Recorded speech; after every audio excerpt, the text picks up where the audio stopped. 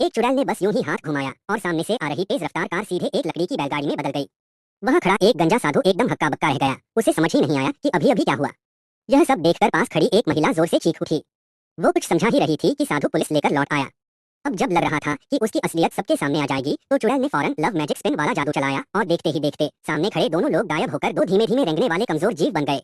हालांकि चुड़ैल कभी उन लोगों को नुकसान नहीं पहुंचाती जिनके पास कोई डिवाइन प्रोटेक्शन होता है। उसकी साथी मारिया ने जल्दी से समझाया कि ये दोनों कोई बुरा इरादा नहीं रखते और उससे कहा कि वो उन्हें वापस इंसान बना दे। थोड़ा झुंझलाकर उसने एक और बार हाथ घुमाया और दोनों फिर से अपनी असली हालत में आ गए। लेकिन इसी वजह से उसे पुलिस स्टेशन ले जाया गया। वहां उसने साफ साफ अपनी पहचान बता दी कि वह एक चुड़ैल है। पुलिस वालों ने उसकी बातों को मजाक में उड़ा दिया। तभी एक कांस्टेबल जो उसकी चीजें चेक कर रहा था, गलती से उसकी एक पोशन की शीशी खोल बैठा और अगले ही पल वो किसी दूसरी दुनिया के मार्केट में ट्रांसपोर्ट हो गया। यह देखकर बाकी पुलिस वाले चौंक गए। जैसे ही कांस्टेबल अचानक गायब हुआ, सबको यकीन होने लगा कि वो वाकई कोई मामूली औरत नहीं है। एक महिला अफसर तुरंत अपने साथी को ढूंढने निकल पड़ी। इधर चुड़ैल ने मौका देखकर मारिया से कहा कि वो उसकी रस्सियां खोल दे।